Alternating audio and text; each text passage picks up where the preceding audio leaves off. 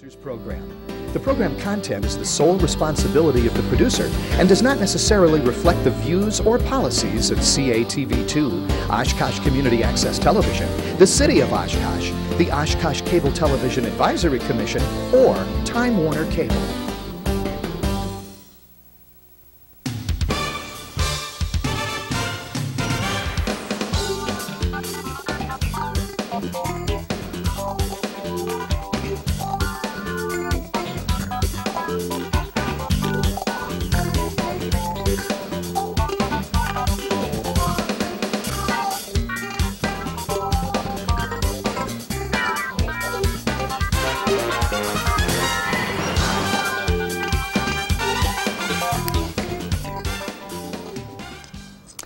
Hi everyone, and welcome to another edition of Eye on Oshkosh. I'm Cheryl Hentz, along with former Oshkosh Mayor and City Councilwoman Melanie Bloechl. On this edition, we're very pleased to welcome Richard Spanbauer. He prefers to be called Dick.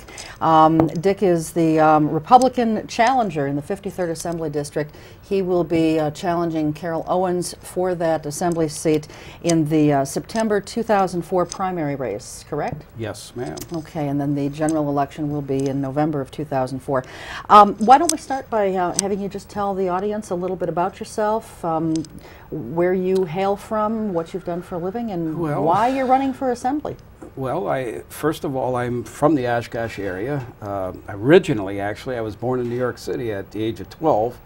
I moved here. My dad was born and raised in Oshkosh. After the war, they left him off here. And when his mother died, after the war, they decided to drop him off in New York. He thought he'd sightsee before he came home. Met my mother, who worked for the Army at the time. And I was there for about 12 years. Then when his mother died here in Oshkosh, he moved back. And actually moved back into the house that he was born and eventually died in. So I've been here since 1958. I was going to say, the New York accent, you know, those drop off a lot faster than we thought. Yeah, I had such a bad accent that people always were asking me to repeat myself. But after a number of years, what has it been, 45 years, it's dropped off. So yeah, so you're kind of considered one of us again. You know, you got a little accent, no problem. There's a little, yeah, there's a little thing going on. There's a little with the hands and a little slip once in a while. I do that too, and I'm not even from New York. Yeah, there you go. What have you done of a political nature, if anything, and what's prompted you to run for Assembly? Well, I'll just start real right from the beginning. Actually, I got involved. I was a union steward in the union, in the UAW, and I got interested in politics while I was in the unions. I believe in collective bargaining, so for those that think that a Republican can't be for unions, that is wrong. I'm not an anti-unionist as far as that goes. I got interested in there, and I went to a lot of seminars and different people that presented different issues on politics. I saw a lot of great speakers, and they were very influential. And I was always reminded, it seemed, but with these people, that one person can make a difference. And I always used to think, and I think there's a lot of people today that, nah, that's bull. You know, you have to belong to this clique, otherwise you don't exist. Well, I proved over the years that that's wrong. I got a lot of accomplishments. There's a lot of things that I can point to. But anyway, going back to that, I got involved in running for office, and I got beat good the first time or two in my town. I was in the town of Omro, but after a while, I beat the incumbent and I got in. And I did make a difference because I wasn't afraid to speak up. A lot of times you have the same boards, and you have people that really are of the same mind. It never changes. Right. Oh my God, you're singing my song, Dick. But I'm not trying to say I'm some type of hero or anything like that, but I think there's issues. I got elected to represent issues, and that's what I tried to do. It was often difficult at times, but nonetheless, that was something that I tried to do, and I persisted. I served a number of years in the town of Omro, both as a supervisor, planning and zoning, my God, a constable. There was all kinds of jobs. Then I moved next door in Algoma, and I knew a lot of people in Algoma, and I ran for supervisor, won, then I ran for chairman and won that. So I've always been involved in politics. I still am. I'm on the board of review. I'm always willing to offer or volunteer something, you know, to the town. if that issue comes up as far as that goes. But it started progressing a lot. The more when you move into, you start getting some years in the government, you start becoming more inclined or in tune with what's, or at least you try to, of what's going around you. In the legislature has a lot of effect on your local areas, your towns, your cities, villages, and so on and so forth. So I think actually I probably would have ran last year against Cheryl, but I had too many irons in the fire. I had a boundary agreement that I had to get completed and done, and that was no picnic, but we got that done without going into details on that one. I've got a voluntary water system in. We managed to get in. I was on committees for that, for water, not counting other business we took care of on the board for 2 years. I think that went on before we got this taken care of. There's a lot of paving issues that were addressed because I believe that's one of your biggest costs is maintenance, as the city of Oshkosh is finding out. For years they didn't do much in the city of Oshkosh with streets, and all of a sudden, boom, now they've got streets that are so deteriorated, I mean, it's difficult going down some of the streets. Anyway, the costs are in your, a lot in your road maintenance, especially in a town. That's one of your biggest expenses. Actually, it is your biggest expense. That and drainage issues can cost you a lot. So we addressed a lot of those issues. It's sometimes you just take the bull by the horn and you start action and you start commencing. So you got those things squared away. Pretty now much. You feel your plate is a little less full, and now's the time to run. Like I say, I solely was not responsible for getting all these things done. I mean, we have a board of 5 people in our town, in the town of Algoma, as far as that goes, the 4 supervisors and the chairman. But still, the chairman has that responsibility to, as per se, lead. He has to stay on top of everything, things that come through the state. From the DOT was a big one. We had a lot of issues there, and it's still going to be issues with the 4121 transformation that'll take place here over a number of years. So it still goes back to the legislature. There's a lot of times when I needed information on state shared revenue. Last year I got a letter, it was a year before, I got a letter saying that our town was going to be cut about $128,000–$130,000. That's a lot for a town, okay? We can't come along like a city can. For an example, I'm not saying that's what they're doing or going to do, but we don't have, like, say for instance, if we're set to buy 5 buses, okay, you could say, hey, we ain't got the money, and you don't buy 5 buses, so you go with the old ones for another year or 2. Okay, somebody retires from the city, 5 workers retire. Okay, well, do we really need to hire 5 more? Can we put this off? There's some areas where the city can come back. There's a lot of paving that has to be done in the city of Oshkosh, but maybe there's areas you have to cut back there. One of the issues that come into play a lot and has really taken hold is fees. To me, it's another way of saying a tax increase as far as that goes. But it's services. If you want to launch your boat now, you got to pay a fee, no matter where you go, you know, whatever. Good, bad, or indifferent, that's the way it is. The town doesn't have those luxuries. We don't have a bus service. We don't have city workers. We don't employ anybody other than the payroll takes care of course, what your board is and your people that work for the board, like your assessor, you know, okay. So was it Carol's position on the shared revenues that prompted you to run? I guess it would be important for viewers to know what has prompted you to run. Well, there's more than one thing, actually, and I don't want to get into a personal thing with Carol Owens. I have to keep in mind the fact that she has still served a lot of years in the local area. I mean, whether it's been as a clerk in the town of the Kaimai board, or it's been on the county board, and of course her years on the assembly seat down in Madison. So I in no way, shape, or form want to disrespect her and her position. But I still have issues, and I think I'm entitled to differ with her, regardless of the way she feels and the way she's talked in the paper. But I'm given the impression that I have no right to run against her. It's like when I read in the paper the fact that I'm just wasting my money and I'm doing the job, why should somebody else run? Well, this is what democracy is all about. There has to be, sometimes it's good for other people to run because it brings out issues. And if you always have the same old, you never see issues. You're never really addressed.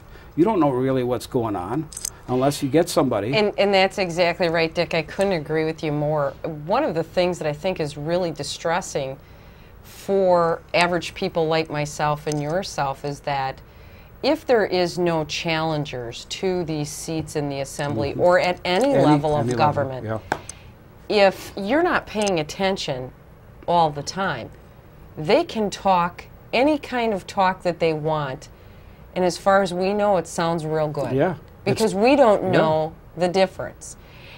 I would find it very interesting if they would televise their meetings in Madison like we televise our meetings at City Council meetings, at Plan Commission meetings, Parks Board meetings, and give us an opportunity to buy into that channel. I mean, for God's sake, if C-SPAN can televise what they're doing, why couldn't we get that from our local legislators in Madison where we could actually buy access to these meetings so we can hear exactly how they're talking, exactly how they're representing us or not, as the case may be. You're absolutely right. Towns have a very different set of circumstances and concerns than cities do. However, your district, for the 53rd Assembly District, you know, now that you've jumped into that new arena, which is going to be real interesting for you, and you'll need to keep us posted on how you're muddling through, will include certain portions of the city of Oshkosh. And I'm wondering how you're going to blend.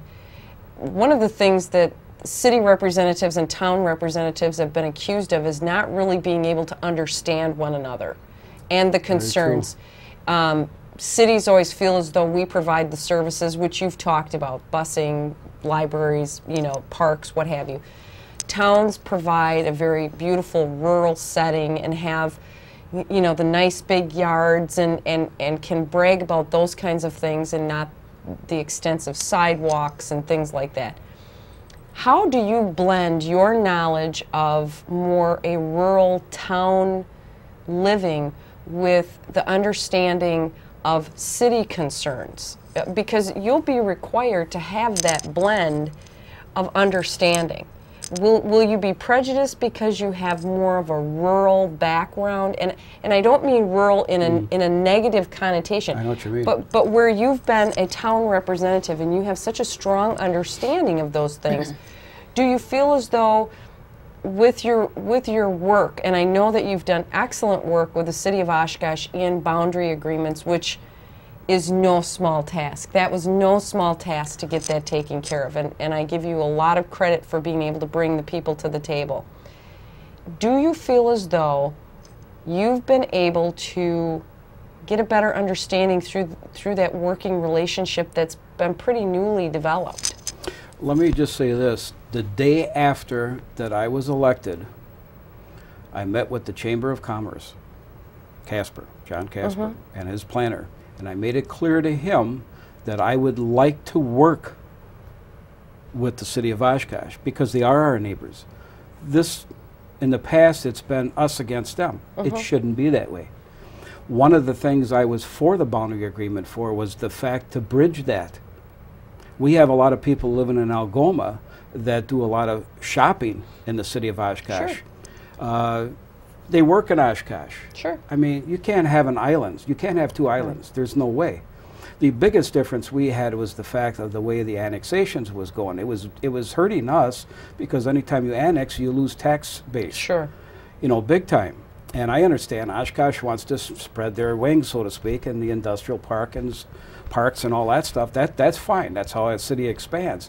But it's really jeopardizing. Then I was looking at it, my biggest thing is it's tearing away from the town or the rural flavor, so to speak.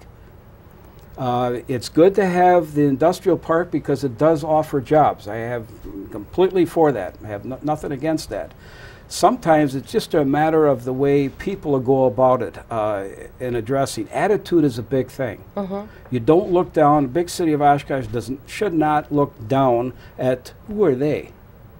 you know, we've got the jobs because we got the factories and we got the industrial production capability and all well, this. we used to have it. We don't. But I'm just saying, Yeah. and I did Pardon get me. that impression. I honestly did. Well, there are actually people in the legislature, and quite frankly, local forms of government as well, at all levels of government, where there have been conversations, and I know when I was on the council, that would like to see an elimination of all these multiple levels of government, where you have county government, city government, town government, village government. Why should there not just be either singularly city government and eliminate the county government, or just county government eliminating cities, towns, villages, or eliminating villages and towns and to just be city and county? I mean, Well, that's what's unique, though, is because we are diversified. We have the villages, the towns, the cities. You have that diversification where you have uniqueness. When you have a town, you usually have rural. I'd like to think so, but it's disappearing real quick. well, yeah, You know, it's as far called as that urban goes, sprawl. urban sprawl. The only thing that I am, and I'm still against, is the fact of the size lots. I've always suggested and tried to get that taken care of on the size of the lots, bigger lots. You know, of course, there's some developers and there's farmers that say, no, I can make make more more money, money. you know, if the lot is smaller. But on the other hand, I've seen it happen where the bigger lots still sell because people want elbow room. Mm-hmm. And they will pay.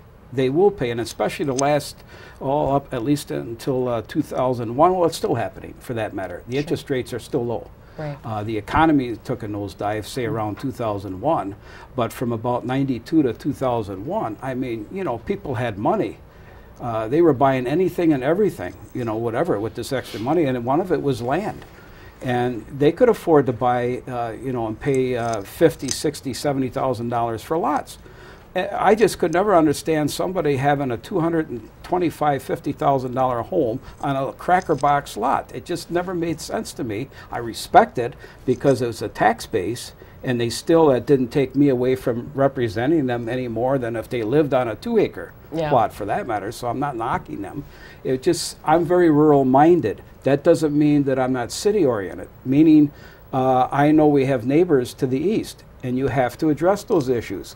To tell you the truth, with this voluntary water system, I was for that, but I was not for it in the sense of, to give you an idea, of drilling more wells. Well, they're drilling municipal wells as far as that goes, and that's not to say they're not safe, but on the other hand, I felt that if we went with Wisconsin Energy, we had two that were vying for that bid, the sanitary district in Algoma and then Wisconsin Energy's. I was opting to go with Wisconsin Energy strongly because they have the money for it. They have the millions of dollars to put the infrastructure in and to put it in quicker, much quicker than what the sanitary district had. Have nothing against, I liked, you know, going with the sanitary district in a sense because it's in our community. It's right there, you know, as far as that goes. But on a business standpoint, it didn't seem economic. The economics were not there. In other words, I don't feel that we had enough money. They're shoestringing it is what they're doing. Yeah. They had some money to start with, and they're hoping that the money that's paid in, you know, people that are paid up front and will be paying when they're getting water, and they're going to take that money and keep developing the line. That part is okay, I guess, but it's I think it will be at a snail's pace. But what I'm getting to is the city of Oshkosh. I don't know for sure if the city of Oshkosh and in what capacity they would have wanted to negotiate, but I would have thought that getting water from the city of Oshkosh would have been a very viable option, a real chance to work with the city. Because let's face it, they've built what, a $35, $37 million water plant? Yeah, and we're People are still, squawking about Yeah. what the costs are.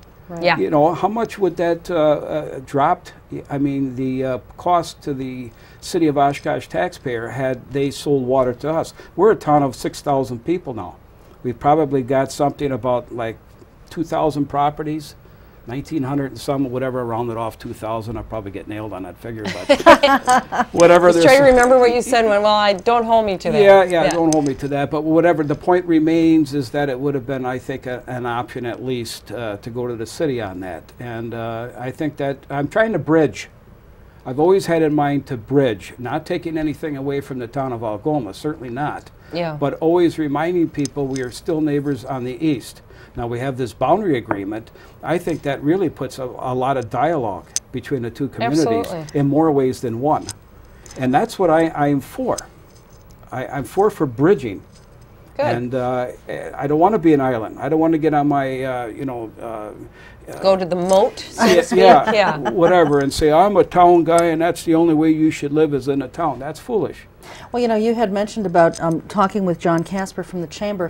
Have you, because John obviously is not in local government, you know, he's with a business organization, have you spoken with any of the City of Oshkosh governmental leaders, whether it be Dick Wollink, city manager, some of the council members? What kind of a relationship have you established there? I would have to say very good, and I could only take them at face value, and I would only hope that they know I'm coming from a straight up end.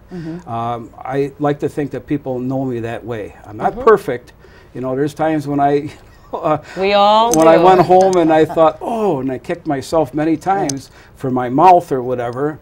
I guess it goes with the territory, but in the long run, I think I've said the right things and I pushed at the right time when I should have. There's times I said I made mistakes, but I've talked to Mr. Wollink.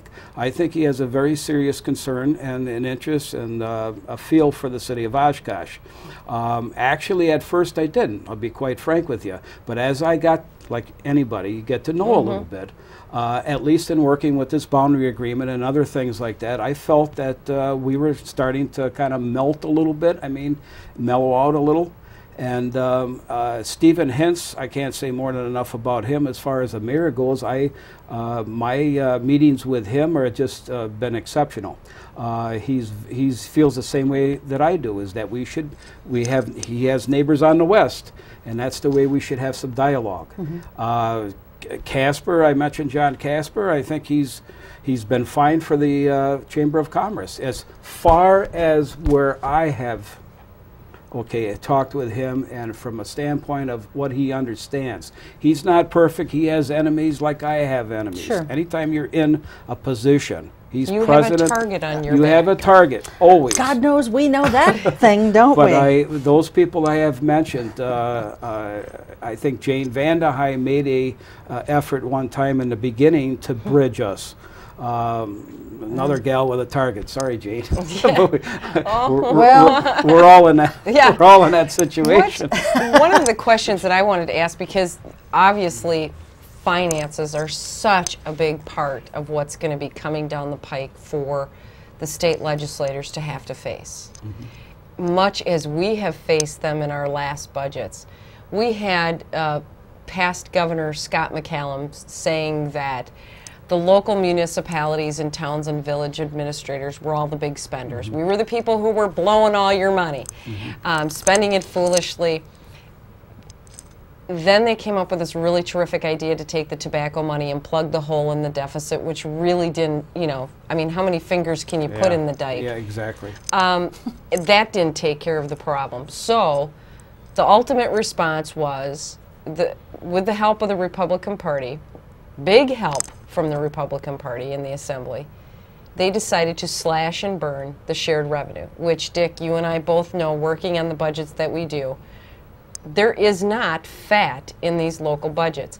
When you were working on your budget for the town of Algoma, did Carol Owens or Senator Ressler or Greg Underheim or any of these legislators who came back and said, you know what, we're going to take a percentage of your shared revenue back to help also plug these enormous holes that we've created after 14 years sitting in this seat and making all these great decisions? Have they ever sat in your budget hearings and said, what is your problems? Tell us what your concerns are. Here's what's coming down the pike with the legislature. This is what you need to be planning for. This is what's going on. At any time, did you ever have anybody do that? I'm glad that you asked that. I'm very glad you asked that. That's part of the reason why I'm running against Cheryl. Getting back to the state shared revenue, 2 years ago I mentioned I had a letter that was telling me that I was going to have to cut back about 128 grand, whatever it was. That's a lot for our town. That's quite a budget as far as repairing roads and stuff like that. Sure. I called her up, and the only thing she said to me, and I remember it exactly, is that, well, you'll have to bite the bullet. That was not good enough. I wanted to know what you're doing for me, for my town, you know, because I represent the town of Algoma. What are you doing for my town? You know, there's 19 or 20 other towns in the district, 53rd district, but I had to be concerned because we're talking a budget coming up. And there was no other answer but bite the bullet. I could go to a meeting that Underheim had, Dean Calford, and I remember, I think Terry McCormick was there. I got more answers from sitting in on a panel with them than I have with Carol Owens. And she's your representative. And she's my representative. And she can't provide answers. And I'm not, if she takes this as a knock, fine. If she does, but I'm telling the gospel truth. I was not given any options. Well, Dick, I'm working on the fact, you know, if we cut the spending down in here and this and that, I'm going to introduce or vote for the fact that if we cut the spending out, that frees up $18 million, and therefore we could maybe keep some of the money coming. There was nothing. I've got nothing. Let me tell you something. From 92 to 2001, this nation enjoyed a boom. The whole world did, literally.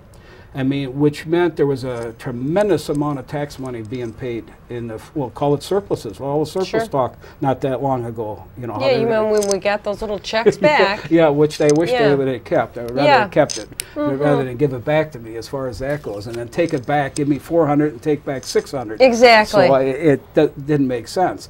But the thing is, when you got programs like that, you're spending money on a lot of programs that today we may not need or we could sacrifice without. I'm so glad to hear you say that, because that's one of the things that I understand, that being a person coming into this new, there's a lot that you're going to have to absorb, a lot that you're going to have to learn. And one of the things that I'm so troubled by was one of the things that Carol had said in the paper, that, you know, I'm there and I'm doing the job, so why should anybody else? And you constantly hear from people that, well, you know, you get a new freshman representative and the learning curve is so great.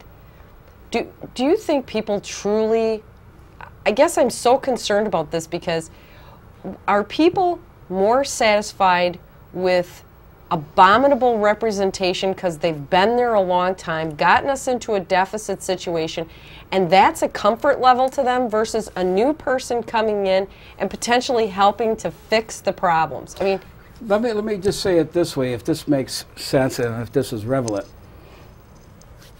Let's talk about arsenic in water. I don't want to even bring that up, but we'll talk about arsenic in water. There are people I've talked to, and anytime I put on a thing at a gymnasium at one of the schools or whatever where people could come, I always have told them, if I am seated and we had guest speakers or whatever, please have water tested. At least find that out, even if you're against the water system or whatever. I've had people tell me, I won't have mine tested. Do you know why? Because I don't want to know what's in it. Does that make sense to you?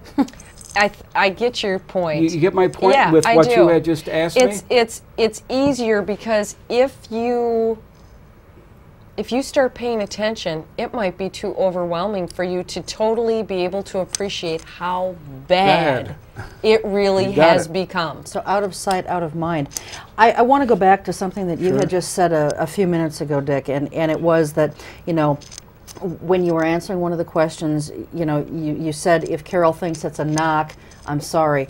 I think the point needs to be made, and people need to, I think, start understanding that to say something negative about an incumbent's performance is not dirty politics. It is not mudslinging, and it is not getting personal and making personal attacks. It is our responsibility to challenge our elected officials if we think that they're doing it wrong. And that's why you're running, because you think you can do it better than Carol Owens. And there's nothing wrong with that. And I'd like to get your ideas on some other things. Carol Owens recently voted in support of the concealed weapons law. What's your position on that? You know, at first, I'm glad you asked me that too. That's been bothering me because at first I'm not anti-gun. You know, I'm a hunter, the whole bit, you name it. You know, I got guns and whatever. The thing that bothered, the more I started thinking, I was against it, or I was for it at first, because I was afraid, the first thing that comes into a hunter's mind is that's one step closer to having your guns taken away, or registered, or this or that, or whatever. But then I got to thinking, wait a minute, what are they asking here? Why do we have to need, why is there a need for somebody to go around with a gun under them? I mean, as I thought about it more, I thought to myself, why? I would think there's more of a danger, possibly, with somebody being out in the street, somebody else knowing that that gal has got a gun, and getting jumped from behind and getting that gun taken or stolen, or maybe used. So you're actually putting more guns out there, you know, if there are criminal elements out there that are looking for more guns, if you follow what I'm saying. Sure. Human emotion, I don't care, you can pass testing and whatever you need to get this license, but human emotion, guy goes off half-cocked, pulls a gun. Or the other person gets in a row, pulls the gun out of him and shoots him. A few drinks is all it takes. I mean, well, and even, you why know, do we need it? Well, one of the things that I worry about is from a law enforcement standpoint. You know, police officers have a difficult enough job. I mean, it is an enormous undertaking to police areas. I mean, we've seen the city of Oshkosh that has had issues with people of mental incapacity and difficulties. You don't always know what you're walking into. Now strap on arms for people. My concern is, my husband used to travel all the time, and I was skitsy, you know. I mean, if I would be at home alone, the doors were all locked and whatnot, and I knew I was relatively safe, but you'd hear noises in the middle of the night. I cannot tell you how many times my husband possibly could have been mortally wounded. You know, if he would have come in the middle of the night, you know, creak, creak, creak, and, you know, your knee-jerk reaction is to, you know, how many guys, picture this scenario. A guy's got a gun on him, okay? Not all, a few. They got to show that off. Yeah. It's the macho thing, you know. All of a sudden, he's drawn interest from people. You don't know what the elements are, that he's got a gun. He's packing a gun. Maybe that isn't enough reason. I don't know, but it just seems to me, logically, it says to me, I don't want a cowboy mentality in people, or even remotely, you know, headed that way. Do you think Wisconsin is one of those states? I guess for me, I look at the state of Wisconsin. We're a really safe community. This community, especially this area. We're very fortunate. So Very I guess low what crime. I'm wondering is, why are we all becoming a little trigger happy? Yeah, I mean, this is really well, frightening. you That know, is the second or third time tonight we've sometimes done it's that. politics. Sometimes it's you play with the voters. It's like, boy, this is the NRA people and gun people are going to like this, because that's a big lobby. Yeah. Gun lobby. Well, it's kind of like You know, dove and it's like, hunting, let's get on Dick. that side. It's kind of like dove hunting. I gotta tell you, when I heard that they were going to bring dove hunting up, I honestly, they brought it up when I ran for assembly. I thought they were kidding. I'm not a hunter. I don't know anything about hunting. I'm more of an animal petter than shooter. So, you know, when they brought up this whole thing about this dove hunting, I, honest to God, thought it was a joke, and I made some kind of offhanded quip about, well, how many does it take to even make a meal? Because I'm thinking little doves. They are you know, small. Yeah. beautiful doves, you know, the bird of peace. Why do you want to blow them up? But and that did not set well with a large contingency of hunters, which, by the way, I got phone calls from, who were like, obviously you don't know what you're talking about, which was true. But again, I guess I just don't have an appreciation for those kinds of things, and that I don't think that we should. People who have the right to carry arms or to go hunting, that's perfectly fine. I just don't think that we need to be you know, walking around on the street and being in public places with them. Because I can just see it now. The stylish thing for women's going to be, you know, to strap one on your thigh, you know, just above the pantyhose. It is not necessary, and especially when we have so many people with anger management issues. Yeah, in this fast-paced society, we're working more hours. Our kids are going kadaki, and now they're going to give us guns. This is not Chicago. Yeah, right. Exactly. You know, it's not. And it's not the wild, wild West. It's not the wild, wild West. It may become that, though. The area I have often bragged about with people from out of town that come in. I'm a realtor, you know, and whatever, and I always brag about the fact of the low crime, you know, good police force, the whole bit. You know, the county, city, you name it, village police. I think overall do a terrific job. I think we have a very clean environment. I mean, this is utopia. Yeah. Well, I don't know if I'd go that darn far. Close, Dick. Darn close agree to with it, you know, as far as that goes. So you would have voted against the concealed weapons? I probably would have. At first, I have to be honest, I was, you know, right away, I'm a hunter, you know, deer hunter, the whole ball of wax, you know, NRA, you know, but I got to thinking, you know, wait a minute, why? What do we need a concealed weapon for? Right. You know, as far as that goes. Well, and then you start hearing about all these domestic abuse things that, I mean, the violence that has been perpetuated against women anyway, and then you've got more people who, you know, potentially will have guns. So you know, let me say something else about the pigeon. I got to compare. The dove? Are they considered pigeons, or? Well, dove, pigeon. I'll call a it white baby birds. Morning doves is what they are. Okay. The little pretty ones. Okay. That's what they do. Okay. I'm not against. I'm not totally against the hunting part of them, okay, that's hunting. But it seems to me, and if you think of it this way, it's just like when the cable rates are going to go up, what do? We're going to give you back some more programming. You know what we get? More shopping. Yeah, well, hey, who the heck wants shopping? And to me, it almost, well, there's only about 6 of them on TV, or they add another C-SPAN, you know, and you got about 3 of them already. Or so ESPN 2, because ESPN 1 wasn't enough. There you go, okay. But of course, I'm a sports-minded individual. But anyway, the thing is, it's just like the hunting part of it. The rates go up, or the prices go up for the licenses. Well, let's let them shoot doves. Yeah. You know, or pigeons. Don't we have enough stuff to do? I don't know if it's a trade-off type of thing. We just got to, I mean, this... You know, now I'm going to sound like I'm some environmental whack job, but honestly, I'm not. I just, you know, I guess I kind of look at it like this isn't just our environment. And, you know, I understand that there are people who are hunting because actually they use the stuff. You know, the deer hunters actually use the venison, and, you know, bear hunters do all that. But I've also seen people who don't. And that's bothersome to me. Yeah, it is and to me. I guess I'm wondering where we draw the line as to when enough is enough and when we've gotten just a little too sportsman happy rather than hunting for, not just sportsman hunting, but to feed families, you know? Well, unfortunately, hunting is diminishing. I mean, there's huge numbers that go out in the woods, you know, over the years because of population increase, but the land areas are getting smaller. Let's face it, and that was another issue I wanted to talk about, is the farmers' lands. I mean, hundreds of acres now being sold off for subdivisions. Okay, it's getting to be a smaller area for hunting. So it's like, pretty soon, you know, how much hunting area is going to be left. I mean, I remember one time, and this is years ago, Waupaca County had a record 43.2 hunters per square mile. I mean, it was saturated. And I remember that year. How many of them are shooting one another, for God's sake, at 43? I'm not getting to an issue to ban hunting. That has nothing to do with what I'm saying. Is the fact of the area mass is getting so small as far as hunting goes.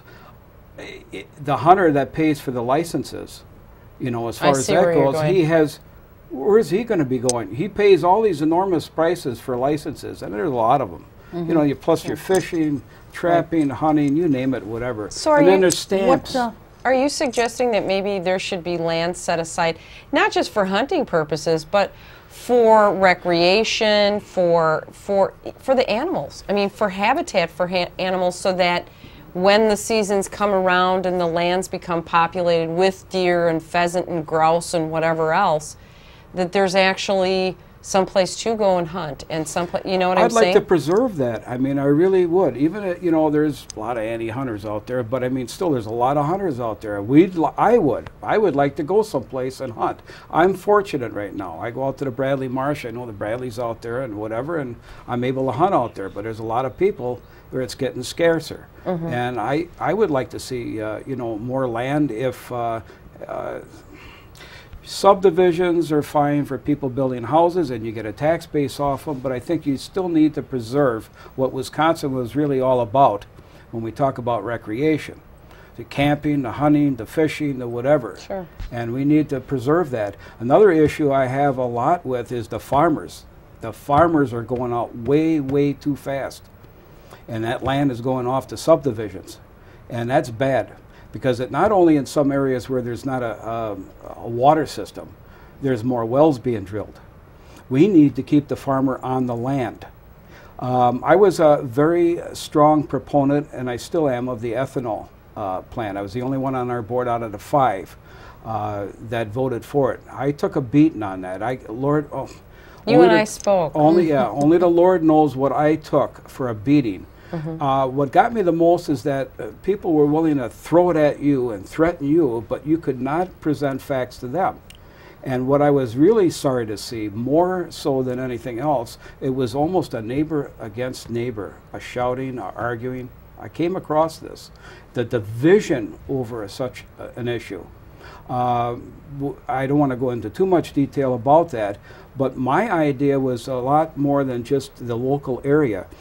People don't realize, and we've had ethanol for years and years. I came by it by accident 20-some years ago. Quick Trip had it as 10% ethanol, and you know how you use heat in a car because of gas line freeze? Well, my car was knocking or whatever, and so on and so forth, and I needed gas at the same time because at least if you fill your tank 3/4 full or full, that can prevent somewhat gas line freeze. I filled up at Quick Trip. I'm not promoting Quick Trip, whatever, but I'm just saying they have ethanol. And I think even a mobile station had ethanol as far as that goes. I did not know this. And after a couple fill-ups on the way to work, this is 20 years ago, I was lined up to pay for the gas, and there was a manager standing there. He had a tag on it, said manager, and I told him, I said, oh, by the way, I like your gas. My car runs really good, especially in the winter. I don't get that knock. He says, well, it should. Almost fluently, he said, it should. You've got ethanol in there. I've never used heat in my gas tank. If in the winter you get severe cold, you fill up with ethanol, and that's alcohol in there. Sure. So why pay, 99 cents for heat? Yeah. Sorry. Well, there's another business gone from Wisconsin, Dick. Shouldn't say that, but here's the thing. For every plant, successful plant that runs ethanol, at least $100 million or more is less that we send overseas. One plant produces that much where we don't have to buy, it's $100+ million that we don't have to send overseas. For oil? For oil. Okay. Yes. And also, the thing with the ethanol is it not only burns cleaner as far as your car goes and the environment, the fact is the byproduct, the corn, can be sold back much cheaper to the farmer for feed for his dairy. The other thing is, if he's got a place to bring corn, you know, that might be the difference of keeping him on the farm. Right. Because a farmer is the type of person, he's like married to his land. I mean, it's been in his family for generations. He would rather, you know, make a minimum wage if he, you know, just get by, pay the bills, you know, feed his family, of course. But if he can stay on the farm, he'll stay on the farm. If he can make something, either from his milk, selling his milk, or getting rid of his corn, or cash cropping, or whatever. Sure. So that's an important issue, is to address the fact of I don't think we need all these subdivisions. And if we do develop, I'm not against developing, make the lots bigger. Keep the rural flavor. We're losing it. Town of Algoma, anybody driving west, you can go through a lot of areas and find it's almost like living in the city. If you were elected to the Assembly, then Dick, how would you go about keeping the farmer on his land, maintaining that amount of acreage? He's got we talk about business, and we've got a loss of jobs severe in the state right now. you have to have some type of tax incentives for business to expand and get jobs. There's no reason, because a farmer is a businessman also, why he can't have those same tax benefits as far as that goes.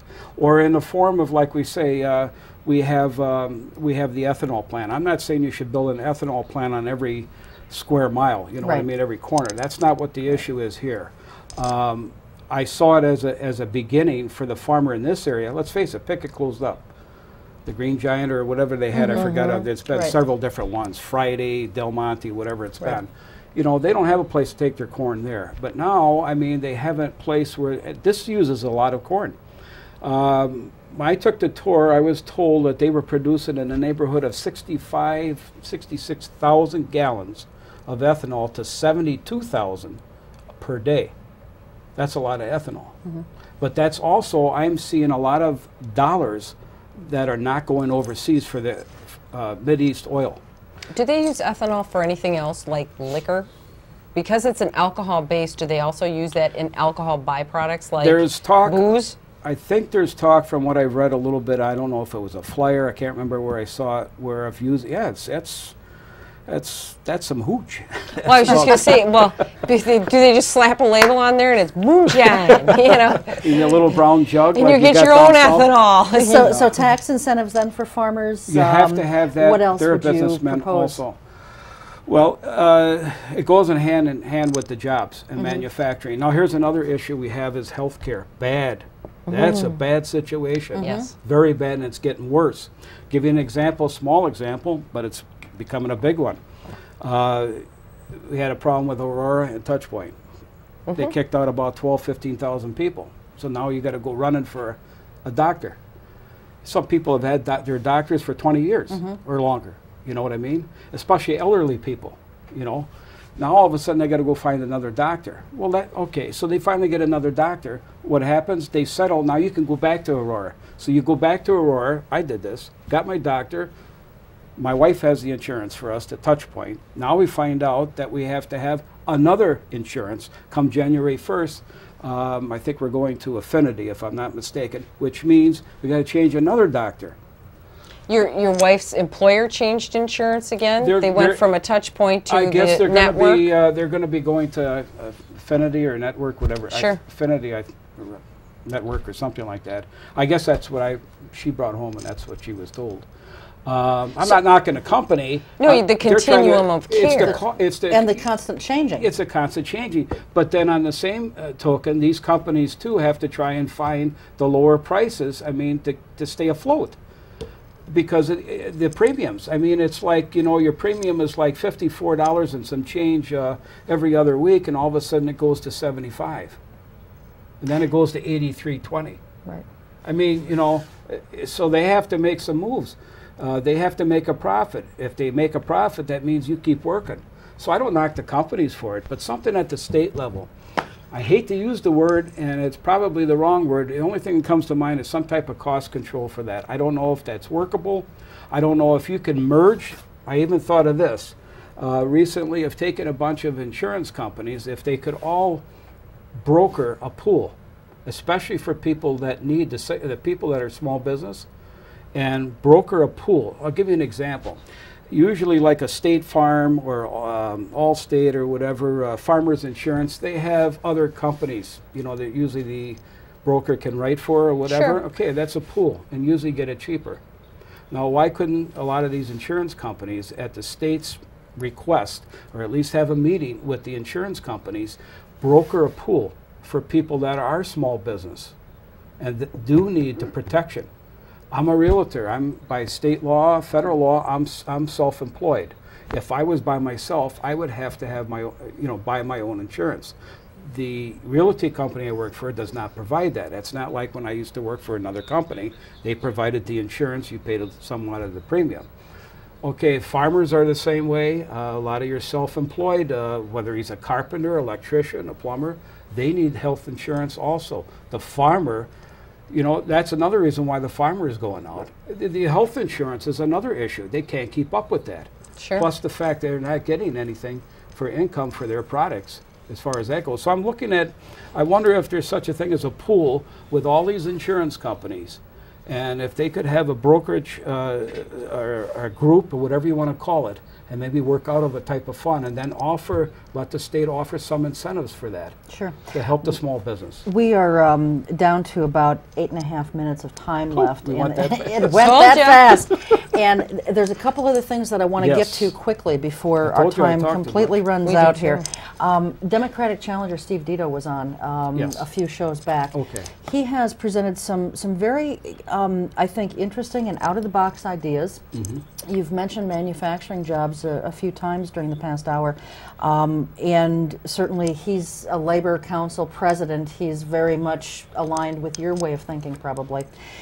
One of the things that he is thinking in terms of bringing back manufacturing jobs, and you probably have read about this, is an automatic 5% discount at the cash register if you're purchasing a Wisconsin-made product.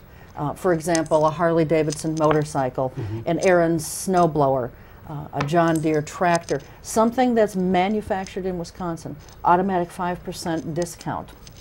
He's also recommending doing away with a lot of the sales tax exemptions for service-related businesses and the like.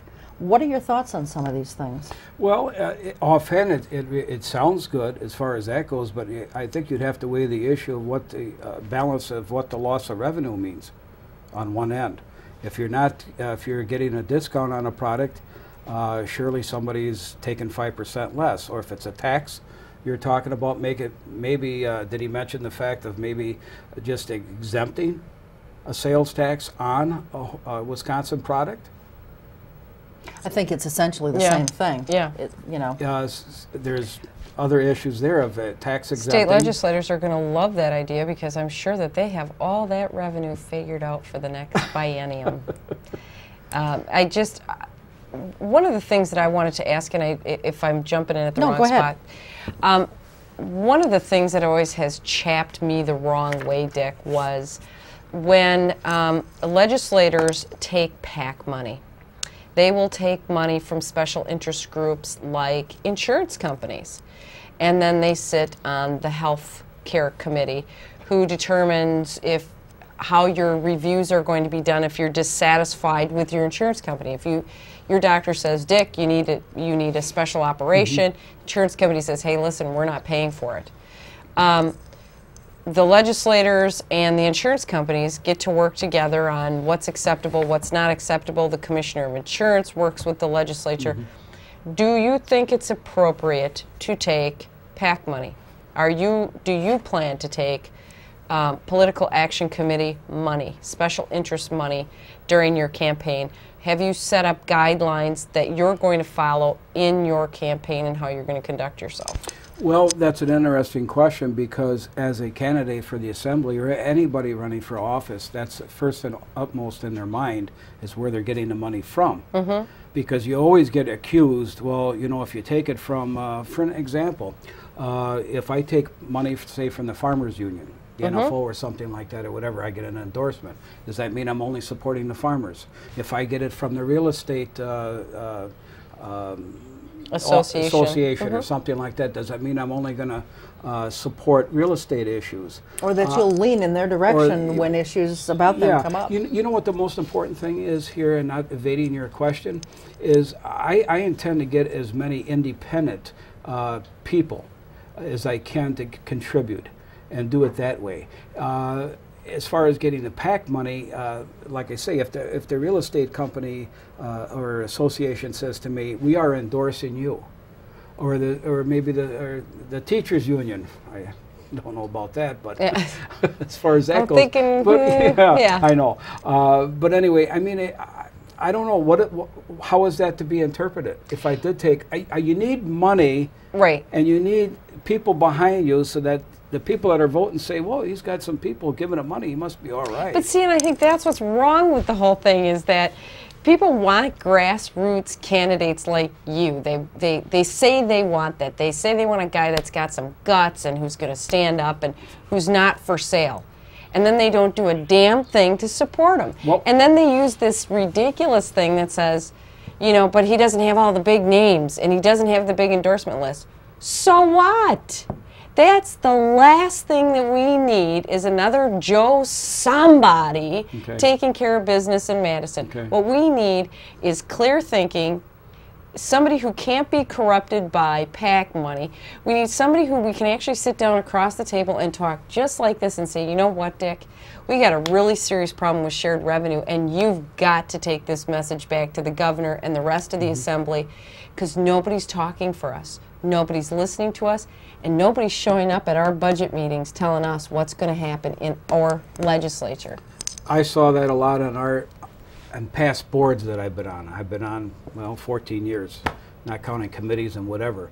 And the one thing that always bothered me, it angered me, I'll use that term, I got mad, I remember several times, especially recently in past years, is the fact of the not standing your ground and voting for what you truly, honestly were elected to represent, and the vote.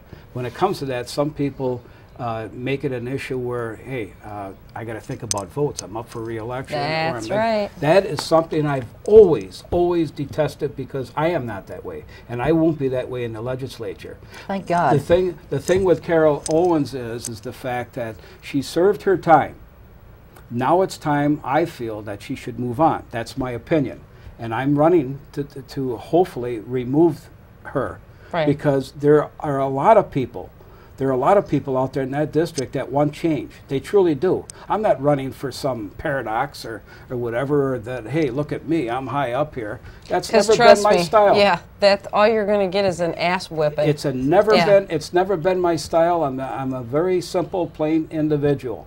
I tell it like it is, and I always will. I've been that way for 25 years, and I don't intend to change. If I go to Madison, you will know, plus 20 other towns, where I stand on issues.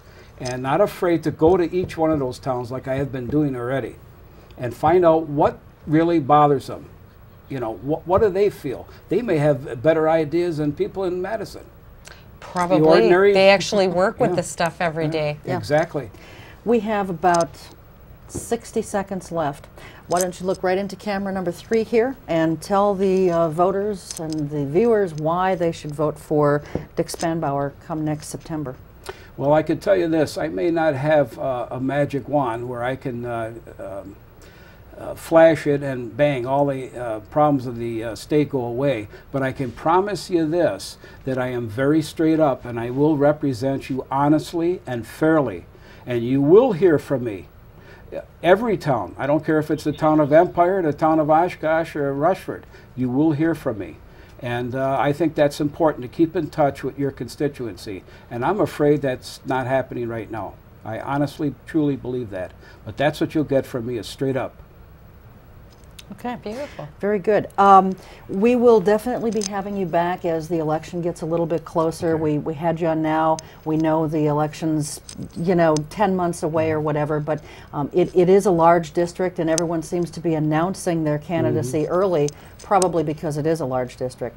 So I think that's one of the reasons that everyone's announcing, and we wanted to get you on. But we will have you back on, when it gets a little bit closer to the primary time. Yeah, you've got to get to the constituency, and that's what I've been doing here in the district. Congratulations on jumping into the fray. Thank you so very much for being here. Thank you it's for been a having pleasure. me. It's been a pleasure. I probably talk too much. But Okay, and thank you folks very much for joining us as well. We'll see you next time. You take good care. Until then, keep your eye on us. We've got our eye on Oshkosh.